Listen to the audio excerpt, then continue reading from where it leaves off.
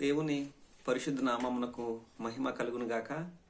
మరొక సమయము నేను మీ ముందుకు రావడానికి సంతోషపడుతున్నాను. మనము అపోస్తలుడైన పౌలు యొక్క మిషనరీ జర్నీస్ గురించి మాట్లాడుకుంటూ వస్తున్నాం. అందులో భాగంగా మనము మొదటి మిషనరీ జర్నీని గురించి మనం మాట్లాడుకున్నాం. ఈరోజు అపోస్తలుడైన పౌలు యొక్క రెండవ మిషనరీ జర్నీ గురించి మనం మాట్లాడుకుందాం. ఆత్మ నడిపింపు కోసం ప్రార్థిద్దాం. మహాపరిశుద్ధుడా, ప్రేమగల తండ్రి, నీ పరిశుద్ధ పాదమునకు, నీ ఘనమైన నామమునకు వేలాది స్తుతులు స్తోత్రం ప్రభువా.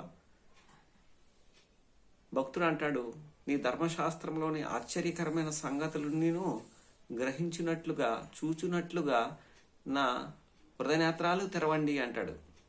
నా కన్నులు తెరువు అంటాడు ప్రభా. నేనా ఈరోజు ప్రభా అపోస్తలుడైన పౌలు గురించి మేము ధ్యానిస్తూ ఉండగా సెకండ్ మిషనరీ జర్నీ గురించి అద్భుతమైన ఆత్మీయ సత్యాలు నేర్చుకొని, తద్వారా నేర్చుకున్నంత మాత్రమే కలగకుండా వాటిని క్రియల్లో పెట్టి మీకు ఇష్టంగా జీవించే కృప మేము పొందుకునేలాగా సహాయం దయచేయండి ప్రభా. చెప్తున్న నేను మీ బోరగా వాడబడడానికి నీ పరిశుద్ధ ఆత్మతో నన్ను నింపి నడిపించి నీ కృపలో నన్ను వర్ధిల్లింప చేయమని యేసునామంలో ఈ ప్రార్థన అడుగుచున్నాము తండ్రి, ఆమేన్. అపోస్తలుడైన పౌలు అంతియొకయ, సిరియాలో ఉన్న అంతియొకయను కేంద్రంగా చేసుకొని ఆయన 3 మిషనరీ జర్నీస్ చేశారు. గతంలో మనం మాట్లాడుకున్నాం. మొదటి మిషనరీ జర్నీ ఎవరితో అంటే పౌలు, బర్నబా. వీళ్ళిద్దరూ కలిసి మార్కును వెంట పెట్టుకొని మొదటి మిషనరీ జర్నీ చేసినట్లుగా మనము చూస్తున్నాం. పౌలు, బర్నబా మార్కును వెంట పెట్టుకొని మొదటి మిషనరీ జర్నీ చేస్తారు. వారు మొదటి మిషనరీ జర్నీ ముగించుకొని ఎక్కడికి వస్తారు అంటే అంతియొకయకు వచ్చేస్తారు. అంతియొకయకు వచ్చిన తర్వాత ఏం జరుగుతుంది అంటే వీరు సువార్త పరిచర్యలో మిషనరీ జర్నీలో ఉంటుండగా యెరూషలేం యూదయ నుంచి కొంతమంది సహోదరులు వచ్చి అంతియొక సంఘానికి వారిని కలవరపరుస్తారు. దేని విషయంలో అంటే సున్నతి విషయంలో. మీరు సున్నతి చేయించుకోవాలి, సున్నతి చేయించుకుంటేనే కానీ మీరు క్రైస్తవులు అనబడరు అని చెప్పి వారికి బోధించటం, వారు ఈ విషయాన్ని బట్టి కలవరపడటం, వారు గలిబిలికి లోనవటం జరుగుతుంది. ఈలోపు పౌలు గారు, బర్నబా మొదటి మిషనరీ జర్నీ కంప్లీట్ చేసుకుని అంతియొకయకి వస్తారు. అంతియొకయకి వచ్చినప్పుడు వీరికి అంటే పౌలు గారికి, బర్నబా గారికి అక్కడి నుంచి వచ్చిన వారికి తర్కం జరుగుతుంది. యేసుక్రీస్తు వలననే, యేసుక్రీస్తు కృప వలనమే, యేసుక్రీస్తు యందు విశ్వాసము చేతే, కృప చేతనే యేసుక్రీస్తు యందు విశ్వాసము, ఆయన కృప చేత, యేసుక్రీస్తు యందు విశ్వాసము చేతనే, కృప చేతనే మనము రక్షించబడ్డామని చెప్పి పౌలు, బర్నబా వాదిస్తూ ఉంటే, లేదు, శరీర కార్యాలు మొదటగా మీరు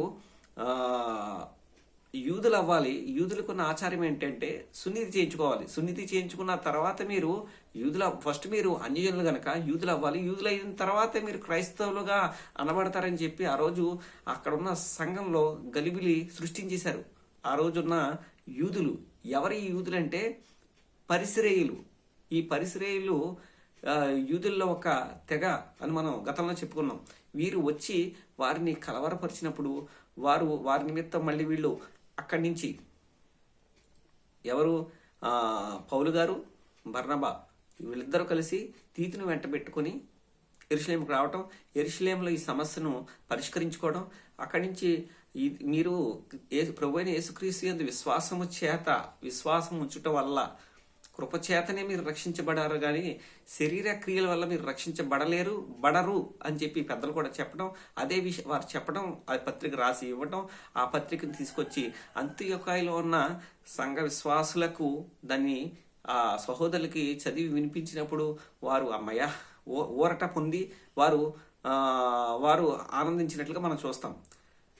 ఆ తర్వాత ఏం జరిగింది?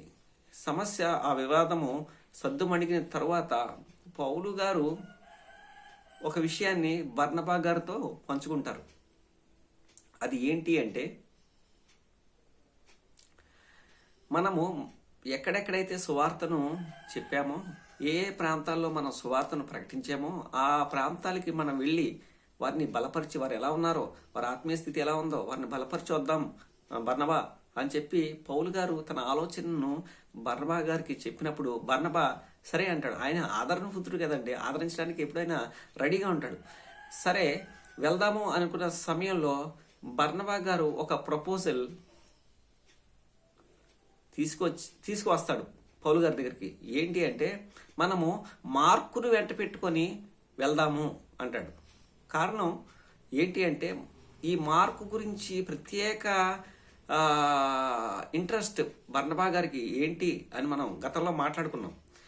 అయితే పౌలు దానికి ఒప్పుకోడు. ఎందుకనంటే, మనము ఫస్ట్ మిషనరీ జర్నీలో ఉన్నప్పుడు పంపోలియాలోని పెర్గేలో పని మధ్యలో వదిలిపెట్టేసి అక్కడి నుంచి యెరూషలేముకి వెళ్ళిపోయాడు కదా మార్కు అక్కడి నుంచి మనల్ని వదిలేసి, నిర్దాక్షిణంగా వదిలేసి, పనిలో సేవా పరిచర్యలో మనల్ని వదిలిపెట్టేసి అక్కడి నుంచి పెర్గే నుంచి యెరూషలేముకి వెళ్ళిపోయాడు కదా. ఇప్పుడు మళ్ళీ మార్కుని వెంట పెట్టుకుని మనం ఎలా వెళ్తాం? ఈ పరిచర్యలో మార్కుని వెంట పెట్టుకుని మనం ఎలా వెళ్తాము అని చెప్పి వారిలో తీవ్రమైన వాదము కలిగిందండి. వారు ఎవరి వల్ల అంటే, ఇద్దరు ఆత్మీయుల మధ్య ఒక ఆత్మీయుడిగా లేని వాడి వల్ల వివాదం ఏర్పడింది. ఇప్పుడు కూడా అంతే, ఇద్దరు ఆత్మీయులే కానీ ఒకడు వస్తాడు, వాడి వల్ల వివాదం. ఇలాగే జరుగుతూ ఉంటుంది. ఆ రోజు వారిలో తీవ్రమైన వాదం జరిగింది. తీవ్రమైన వాదం జరిగిన తర్వాత బర్నబా గారేమో మార్కుని వెంట పెట్టుకుని కుప్రకు వెళ్ళిపోతాడు. పౌలు గారు శీలని ఏర్పరచుకొని అక్కడి నుంచి సెకండ్ మిషనరీ జర్నీ స్టార్ట్ చేస్తారు. ఇది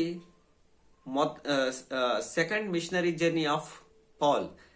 సెకండ్ మిషనరీ జర్నీ ఎవరితో స్టార్ట్ చేస్తారంటే, శీలను, యెరూషలేములో ఉన్న శీలను పౌలు గారు అడుగుతారు, శీల నాతో వస్తావా, మనం పరిచర్యకి వెళ్ళాలి, నువ్వు వస్తావా అని చెప్పంటే శీల పౌలు గారి దగ్గర రావటం, వారిద్దరూ కలుసుకోవటం, అక్కడి నుంచి ఇద్దరు బయలుదేరినట్టుగా మనకి ఈ విషయం అంతా, నేను ఇప్పుడు చెప్పిన విషయం అంతా అపోస్తుల కార్యాలు 15వ అధ్యాయము చివరి 3 వచనాలు మనం చూసినట్లయితే 39వ వచనం మనం చూసినట్లయితే ఇక్కడ కనిపిస్తుంది. వారిలో తీవ్రమైన వాదము కలిగినందున వారు ఒకరిని ఒకడు విడిచి వేరైపోయిరి. బర్నబా మార్కుని వెంట పెట్టుకుని ఓడ ఎక్కి కుప్రకు వెళ్ళెను. పౌలు శీలను ఏర్పరచుకొని సహోదరుల చేత ప్రభు కృపణకు అప్పగింపబడిన వాడై బయలుదేరి సంఘములను స్థిరపరచుచు సిరియా, కిలికియా దేశముల ద్వారా సంచారము చేయుచు ఉండెను. ఇక్కడ మనం ఏదైతే నేను చెప్పానో అది ఇక్కడి నుంచి సెకండ్ మిషనరీ జర్నీ స్టార్ట్. అయితే మనం నూతన నిబంధనను మనము గురించి మాట్లాడుకోవాల్సి వస్తే 3 భాగాలుగా మనము మాట్లాడుకోవచ్చు. మొదటి భాగము ఏంటి అంటే సువార్త, రెండవ భాగము వచ్చి సంఘ స్థాపన, మూడవ భాగం వచ్చి సంఘ విస్తరణ. ఈ సంఘ విస్తరణ ఎలా జరిగింది, ఈ సంఘ విస్తరణలో ఏమేమి, ఈ సంఘ స్థాపనలో సంఘ విస్తరణలో ఏమేమి సంఘటనలు చోటు చేసుకున్నాయి అనే విషయం మనకు తెలియాలంటే ఈ పౌలు గారి యొక్క సువార్త ప్రయాణాలు మనకు తెలిసినట్లయితే దాని గురించిన విషయం మనకు క్షుణ్ణంగా అర్థమవుతుంది. రండి పౌలు గారి యొక్క రెండవ మిషనరీ జర్నీకి వెళ్ళిపోదాం. మనం కూడా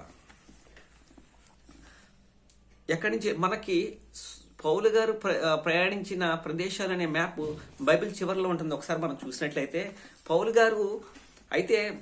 గారు బర్నబా గారు ప్రయాణంలో మాత్రమే వేరయ్యారు, సువార్త ప్రయాణంలో మాత్రమే వేరయ్యారు తప్ప ప్రయాణం వేరైంది కాబట్టి వేరయ్యారు, కానీ వాళ్ళిద్దరూ వేరైపోలేదు. వాళ్ళిద్దరూ ఆత్మీయులు. పౌలు గారు ఒక గొప్ప ఆత్మీయుడండి.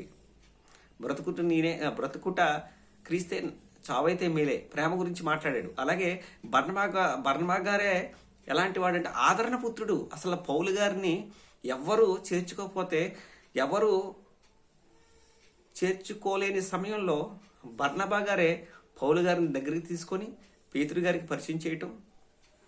ఆ తర్వాత తార్సుకు, కైసరయ నుంచి తార్సుకు వెళ్ళిపోయాడు పౌలు గారు. వెళ్ళిపోయిన తర్వాత అంతియొకయలో బర్నబా గారు సేవ చేస్తున్నప్పుడు పౌలు ఇక్కడ దగ్గరలోనే కదా ఉన్నాడు అని తార్సుకు వెళ్ళి పౌలు గారితో మాట్లాడి పౌలు గారిని అంతియొకయకి తీసుకొచ్చింది ఎవరంటే ఇదిగో బర్నబా గారే. వీళ్ళిద్దరూ ఆత్మీయులు. వీరు 6 నిమిషానికి మాత్రమే అక్కడ మాత్రమే వారికి చిన్న వాదం జరిగింది తప్ప వారిద్దరూ మొత్తానికి వేరైపోయారని కాదండి. వారు ఆత్మీయులు. ప్రేమ గురించి మాట్లాడిన వారు ఒకరైతే, ఆదరణమూర్తిగా ఆదరణకర్తగా ఉన్నవాడు మరొకరు. ఇద్దరు కూడా ఆ తర్వాత కలిసి పనిచేసినట్లుగా వారిద్దరూ కలిసి ఉన్నట్టుగా మనం తర్వాత మాట్లాడుకోవచ్చు, తర్వాత మనం చూస్తాం. వారికి ఆ సమయానికి మాత్రం వారి ప్రయాణం మాత్రమే వేరే అయింది. ఈ విషయాన్ని మీరు గమనించాలి. వారు బర్నబా గారేమో మార్కును వెంట పెట్టుకుని కుప్రకు వెళ్ళిపోయారు. మొదటి మిషనరీ జర్నీలో ఫస్ట్ పౌలు గారు బర్నబా గారు ఏ ప్రాంతానికైతే వెళ్ళారో అంటే సలోమి కావచ్చు, పాఫు కావచ్చు, ఆ ప్రాంతాలకి బర్నబా, మార్కు గారు వెళ్ళిపోతే ఇప్పుడు పౌలు గారు శీలను ఏర్పరిచి సిరియా, కిలికియా అక్కడి నుంచి ఎక్కడికి వెళ్తాడంటే గలతీ ప్రాంతాలకు, అనగా ఇకోనియా, లుస్త్రా, దెర్బే అనే ప్రాంతాలకు వెళ్తున్నాడు. మనం అపోస్తుడైన పౌలు ప్రయాణించిన ప్రదేశాలను మనం చూసినట్లయితే ఈ విషయాలు అక్కడ మనకి ఒకసారి మనం మ్యాప్ కూడా చూసినట్లయితే వారు ఎలా వెళ్తున్నారు అనేది కూడా మనకి అర్థం అవుతుంది. రండి చూద్దాం. అపోస్తుడైన పౌలు ప్రయాణము చేసిన ప్రదేశములు చూసారా? ఇక్కడ ఏముంది మనకు రైట్ సైడ్లో అంతియొకయ. మీరు తీసినట్లయితే మ్యాప్ చూస్తున్నట్లయితే అంతియొకయ నుంచి వాళ్ళు అంతియొకయను కేంద్రంగా చేసుకుని అక్కడి నుంచి స్టార్ట్ అవుతున్నారు. బర్నబా గారేమో ఇలాగా లెఫ్ట్ సైడ్ కుప్రకు వచ్చేసారు. వాళ్ళు సలోమి, పాఫుకు వచ్చేసారు. ఇప్పుడు పౌలు గారు శీల ఎక్కడికి వస్తున్నారంటే కిలికియా ప్రదేశ్, సిరియా, కిలికియా అంటే తార్సు ఉంది చూసారా? తార్సు అనేది ఎవరిది? కిలికియా అనేది ఎవరిది అంటే పౌలు గారి యొక్క సొంత రాష్ట్రం అంటే తను అక్కడ ఓన్ టౌన్గా పిలువబడింది. తార్సులో పుట్టినవాడే కదా. అక్కడి నుంచి ఇకోనియాకు, లుస్త్రకు వచ్చి అక్కడి నుంచి ఎక్కడికి వెళ్దాం అనుకుంటారంటే ఆసియాకి వెళ్దాం అనుకుంటారు. కానీ ఆసియాలో వాక్యం బోధించొద్దు అంటే ఆసియాకి మీరు వెళ్ళొద్దు అని చెప్పి పరిశుద్ధాత్మ దేవుడు వారిని పరిచినందుకు వలన వారు అక్కడ ఆసియాలో అడుగు పెట్టక ఎక్కడికి వెళ్ళిపోతారంటే మాసిదోనియా అంటే యూరప్కి వెళ్తారు. యూరప్ ఖండానికి వెళ్తారు. వారు అక్కడి నుంచి ఆసియా నుంచి ఎక్కడికి వెళ్తారంటే సముద్రాకైకునకును, అక్కడి నుంచి ఫిలిప్పునికి వెళ్తారు. ఫిలిప్పు నుంచి మళ్ళీ ఎక్కడికి వెళ్తారంటే తెస్సలోనికాకి వెళ్తారు. అది ఎక్కడ ఉంది? ఫిలిప్పు కిందే ఉంటుంది తెస్సలోనికా కిందే మనకేముంటుంది? యూరప్ ఖండంలో మాసిదోనియాలోనే ఈ 3 కూడా ప్రధానమైన పట్టణాలు. ఏంటి అంటే ఫిలిప్పి, తెస్సలోనికా, బెరయా. ఇవి మనకి యూరప్ మాసిదోనియాలోని ముఖ్యమైన పట్టణాలు. అక్కడి నుంచి వాళ్ళు ఎక్కడికి వెళ్తారంటే అకయ అనగానే మనకి ఏథెన్సు, కొరింతు. ఈ కొరింతు నుంచి మళ్ళీ వాళ్ళు ఎక్కడికి వస్తారంటే ఈ కొరింతు నుంచి మళ్ళీ వాళ్ళు రిటర్న్ జర్నీలో ఎక్కడికి వస్తారంటే ఈసారి ఎక్కడ వాడెక్కుతారంటే కేంక్రియాలో అక్కడి నుంచి వాడ ఎక్కి అక్కడి నుంచి డైరెక్ట్గా మనకి కైసరయాకి వచ్చేసి కైసరయ నుంచి మనకి యెరూషలేముకి వెళ్ళి యెరూషలేము నుంచి అంతియోకకు వెళ్ళిపోతారు. ఇది పౌలు గారి యొక్క సెకండ్ మిషనరీ జర్నీ యొక్క టోటల్ మ్యాపింగ్. ఓకే, మనం మాట్లాడుకున్నప్పుడు మనకి వివరంగా మనం అధ్యాయాలు చదువుతున్నప్పుడు మనకి ఇంకా వివరంగా అర్థమవుతుంది. రండి వచ్చేయండి. 16వ అధ్యాయంలో పౌలు దెర్బేకును లుస్త్రనుకు వచ్చాను. అక్కడ తిమోతి అనే ఒక శిష్యుడు ఉండేను. అతడు విశ్వసించిన ఒక యూదురాలి కుమారుడు. అతని తండ్రి గ్రీకు దేశస్థుడు. అతడు లుస్త్రలోను ఇకోనియాలోను ఉన్న సహోదరుల వలన మంచి పేరు పొందినవాడు. అతడు తనతో కూడా బయలుదేరి రావాలని పౌలు కోరి, అతని తండ్రి గ్రీకు దేశస్థుడని ఆ ప్రదేశంలోని యూదులందరికీ తెలియను గనక వారిని బట్టి అతన్ని తీసుకొని సున్నతి చేయించెను. వారు ఆయా పట్టణముల ద్వారా వెళ్ళుచు యెరూషలేములో ఉన్న అపోస్తులను పెద్దలను నిర్ణయించిన విధులను గైకొనుటకు వాటిని వారికి అప్పగించిరి గనుక సంఘములు విశ్వాసమందు స్థిరపడి అనుదినము లెక్కకు విస్తరించుచుండెను. పౌలు ఎక్కడికి వచ్చారంటే లుస్త్రా, దెర్బే. అక్కడికి రాగానే పౌలు గారి చెవిలో ఒక వార్త పడిందండి.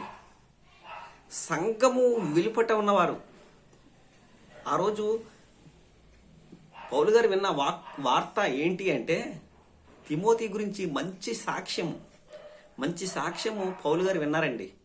అసలు అలాంటి వాడండి ఆత్మీయుడండి. అతను మార్తిరి కావచ్చు, అతను ఉండే విధానం కావచ్చు, ఎంత ఆత్మీయుడు అండి అని చెప్పి అలాంటి వాడు అసలు ఈ లుస్త్రలో కానీ, ఈ దెర్బేలో కానీ, ఈ ఇకోనియా మొత్తంలో కూడా, ఈ ప్రాంతాల్లో ఎవ్వరూ కూడా తిమోతి లాంటి వాడు ఆత్మీయుడు లేడండి అని చెప్పి చెప్తున్నప్పుడు, సహోదరుల వల్ల మంచి సాక్ష్యం పొందిన ఈ తిమోతి గురించి పౌలు విన్నప్పుడు పౌలుకి ఒక ఆశ పడుతుంది. ఏంటంటే తిమోతిని మనతో పాటు తీసుకెళ్దాం, ఇలాంటోడే ఉండాలి సేవలో, ఇలాంటోడే నమ్మకమైన వారే నాకు కావాలి అని చెప్పి తిమోతిని అడుగుతాడు. ఏమడుగుతాడంటే, మంచి చూసారా, లుస్త్రలోను ఇకోనియాలోను ఉన్న సహోదరుల వల్ల మంచి పేరు పొందినవాడు, అతడు తనతో కూడా బయలుదేరి రావాలని పౌలే కోరుతాడని. చూసారా, సామెత గ్రంథంలో ఉంటుంది కదా, సుగంధ ద్రవ్యము కంటే మంచి పేరు, ఆ పేరును బట్టే సేవ. మనం చేసే సేవ కంటే మనకున్న సాక్ష్యమే చాలా ఇంపార్టెంట్ అని చాలామంది సేవకులు చెప్తూ ఉంటారు. అది నిజమే కదండి. అయితే వారు ఆయా పట్టణముల ద్వారా వెళుచు ఎరుషలేములోనున్న ఎరుషలేములో ఎవరున్నారు ఇప్పుడు అంటే పెద్దలుగా, అపోస్తులుగా 12 మంది శిష్యులు ఎవరైతే ఉన్నారో వారందరూ కూడా వారికి ఏ విషయాలైతే అప్పచెప్పారో, ఏ విషయాలంటే వారికి 4 విషయాలు అప్పచెప్పారు. అదేంటంటే విగ్రహాలకి అర్పించిన వాటిని తినకూడదని, గొంతు పిసికి చంపిన వాటిని తినకూడదని, రక్తాన్ని ఉలికించిన తర్వాత దాన్ని మనం భుజించాలని చెప్పి విగ్రహాలకు పూజ చేయకూడదని, ఇలాంటివి 4 విషయాలు మనం చూసినట్లయితే 15 అధ్యాయంలో 15 అధ్యాయంలో మనం చూస్తాం ఆ విషయాల్ని. అయితే ఏంటంటే అపవిత్రతను, విగ్రహ సంబంధమైన అపవిత్రతను, జారత్వమును, గొంతు పిసికి చంపిన దానిని, రక్తమును విసర్జించుటకు వారికి పత్రిక రాసి పంపవలనని నా అభిప్రాయము అంటారు. ఈ విషయాలే అపోస్తులైన పెద్దలుగా ఉన్నవారు, ఆ రోజు సంఘంలో ఉన్నవారు, వీరికి అంటే అక్కడ ఉన్న సంఘాల వారికి, లుస్త్రాలో కావచ్చు, ఇకోనియాలో కావచ్చు, లేదంటే ఎక్కడ ఉన్నప్పటికీ కూడా కిల్కియాలో కూడా, తార్సులో కూడా సంఘం ఉందండి. వారందరికీ చెప్పాలనుకుంది ఏంటంటే రక్తాన్ని తినకూడదు, విగ్రహారాధన చేయకూడదు, గొంతు పిసికి చంపిన వాటిని తినకూడదు, ఇలాంటివి వారికి జారత్వం చేయకూడదు అని చెప్తూ వారికి ఆ రోజు చెప్పారు. ఎవరికి? పౌలు గారికి, ఆ రోజు వెళ్ళిన పౌలు గారికి, బర్నబా గారికి ఆ విషయాన్ని చెప్తే అదే విషయాన్ని ఇక్కడ చెప్తున్నాడు. ఈ పౌలు వారికి అదే విషయాన్ని చెప్తున్నాడు. వారు ఆయా పట్టణముల ద్వారా వెళ్ళుచు యెరూషలేములో ఉన్న అపోస్తులను, పెద్దలను నిర్ణయించిన విధులను గైకొనుటకు వాటిని వారికి అప్పగించిరి. గనుక సంఘములు విశ్వాసమందు స్థిరపడి అనుదినము విశ్వాసమునందు స్థిరపడిపోయిందంటండి. అంత చూసారా, చక్కగా వాక్యము మనం వింటూ ఉంటే విశ్వాసంలో మనము స్థిరపడి అనుదిన లెక్కకు విస్తరించుచూ ఉండెను. ఓకే, అయిపోయింది. అయితే ఇక్కడ నుంచి లుస్త్రా, దెర్బే ఈ ప్రాంతాల నుంచి ఎక్కడికి వెళ్దాము అనుకుంటారంటే ఆసియాకి వెళ్దాం అనుకుంటారు. చూద్దాం 6వ వచనం. ఆసియాలో వాక్యం చెప్పకూడదని పరిశుద్ధాత్మ వారిని ఆటంకపరిచినందున వారు ఫుగ్రియా, గలతీయ ప్రదేశముల ద్వారా వెళ్ళిరి. ముసియా దగ్గరకు వచ్చి బితూనియాకు వెళ్ళుటకు యత్నము చేసిరి, గాని యేసు యొక్క ఆత్మ వారిని వెళ్ళనీయలేదు. మనం చూసినట్లయితే ఒకసారి మ్యాప్ చూద్దామండి. ఎక్కడికి వెళ్దాం అనుకుంటారంటే ఇక్కడి నుంచి గలతీలో ఉన్నారు కదా, ఇక్కడి నుంచి ఎక్కడికి వెళ్దాం అనుకుంటే ఆసియాలో ఉంది. చూసారా, ఆసియాకి పైన ఏముంది? బితూనియాకి ఆసియాలో ఉన్న ఆసియాకి వెళ్దాం అనుకున్నా. ఆసియాలో మనకి 7 సంఘాలు ఉంటాయి కదండి. ఏంటంటే మీకు తెలుసు కదా, స్ఫుర్ణ, తుయితెర, పెర్గము, సార్దీసు, అలాగే లవోదికయ, చాలా ఈ 7 సంఘాలుతో పాటు అక్కడికి వెళ్దాము, ఎఫెస్కి వెళ్దాము, ఆసియాలో ఉన్న ఎఫెస్కి కూడా వెళ్దాము అని చెప్పి వీళ్ళు ఇలా వెళ్దాం అనుకున్నప్పుడు అయితే బితునియాకి పోనీ అక్కడ ఆసియాలో వాక్యం చెప్పకూడదు అన్నారు. అక్కడి నుంచి అయితే బితునియాకి వెళ్దాం అంటే అక్కడ కాదు అని చెప్పి అంటే మరి ఎక్కడికి వెళ్ళాలి అని చెప్పి వారు ఆలోచిస్తున్న సమయంలో ఏం జరిగింది అనేది మనం చూసినట్లయితే ఇక్కడ చూసారా మీరు, ఈ ఆసియాలోకి వీళ్ళు వెళ్ళలేదు. కారణం ఏంటి అంటే ఎందుకు దేవుడు ఆసియాకి వెళ్ళొద్దు అన్నాడంటే దానికి ఒక కారణం ఉంది. ఇక్కడ బర్నబా గారు, మార్కు కింద నుంచి వస్తున్నారు, వీళ్ళేమో పైనుంచి వెళ్తున్నారు, వీళ్ళేమో కింద నుంచి వస్తున్నారు. మీరు కింద నుంచి చూస్తే ఇక్కడ మనకి మోరా, పతర, అతాలియా ఇవన్నీ ఉంటాయి చూడండి. ఇవన్నీ పౌలు గారు, బర్నబా గారు ఫస్ట్ మిషనరీ జర్నీ చేసిన ప్రదేశాలు ఉన్నాయి. ఇవన్నీ కూడా ఈ ప్రదేశాలు. పౌలు గారు, బర్నబా గారు ముందు అనుకున్నది ఏంటంటే మనం ఏమేమి ప్రదేశాల్లో మనం సువార్తను ప్రకటించామో వారి దగ్గరికి వెళ్ళి వాళ్ళని బలపరుద్దాము, వారిని స్థిరపరుద్దాం, ఇంకా వాళ్ళు ఎలా ఉన్నారో చూసొద్దాం అని అనుకున్నారు కదా. అయితే ఓకే పౌలు, నువ్వు యేసు ఆత్మ ఏం చెప్తుంది అంటే నువ్వు అటెళ్ళు, మాసిదోనియాకి వెళ్ళు, మాసిదోనియాలోని నువ్వు అటు పైకి వెళ్ళు. ఇటు నుంచి కింద నుంచి ఏమో ఎవరు బర్నబా, మార్కు కింద నుంచి వస్తున్నట్లుగా మనకి చూస్తున్నాం. వీళ్ళిద్దరూ కలుసుకోకుండా ఈయనేమో పైనుంచి వెళ్ళిపోతాడు, ఇతనేమో కింద నుంచి వచ్చి వీళ్ళందరినీ ఆ రోజు ఉన్నటువంటి ఏ ప్రాంతాలకు వెళ్ళారు, ఫస్ట్ ప్రాంతం పిసిదియాలో ఉన్న అంతియోకాయ, వాళ్ళందరూ ఫస్ట్ మిషనరీ జర్నీలో వెళ్ళారు కదండి. పిసిదియాలో ఉన్న అంతియోకాయ అక్కడికి వీళ్ళు వెళ్తారన్నమాట. వీళ్ళేమో కింద నుంచి వెళ్తామంటే పరిశుద్ధాత్మ దేవుడేమో పౌలు గారిని, శీలాని, తిమోతిని ఎక్కడి నుంచి తీసుకెళ్తాడంటే పైనుంచి తీసుకెళ్తాడు. ఆ విషయాన్ని మనం అర్థం చేసుకోవాలి. వాళ్ళు ఎక్కడి నుంచి అంటే ఆసియా నుంచి బితూనియా కూడా అక్కడి నుంచి ఎక్కడికి వెళ్ళారంటే మనం చూద్దాం నెక్స్ట్. యేసు యొక్క ఆత్మ వారిని వెళ్ళనీయలేదు. అంతటా వారు ముసియాను దాటిపోయి త్రోయకు వచ్చిరి. చూసారా ఇప్పుడు ఎక్కడ ఉంది త్రోయ? ఇక్కడ చూసారా, ఇక్కడ త్రోయ అంటే ఇక్కడ చూడండి మనకి త్రోయ అని ఉంది చూసారా. మాసిదోనియా కింద ఫిలిప్పు కింద సముద్రకేకు కింద త్రోయకు వచ్చారంటండి. అయితే ఇక్కడ ఏమన్నారు, వారు త్రోయకు వచ్చిరి. అప్పుడు మాసిదోనియా దేశస్తుడు ఒకడు నిలిచి, నీవు మాసిదోనియాకు వచ్చి మాకు సహాయం చేయమని తనను వేడుకున్నట్టు రాత్రి వేళ పౌలునకు దర్శనం కలిగిన. అతనికి ఆ దర్శనము కలిగినప్పుడు వారికి సువార్త ప్రకటించుటకు దేవుడు మమ్మల్ని పిలిచి ఉన్నాడని మేము నిశ్చయించుకొని మేము అంటున్నాడు చూసారా. ఇక్కడ లోకా గారు కూడా, త్రోయిలో లోకా గారు కూడా యాడ్ అయిపోయారు. మేము మమ్మును చూసారా, మమ్మును అంటున్నాడు. మమ్మును అనే మాటలు ఇక్కడ మనకి వినపడతాయి, చూస్తాం మనం ఇక్కడ.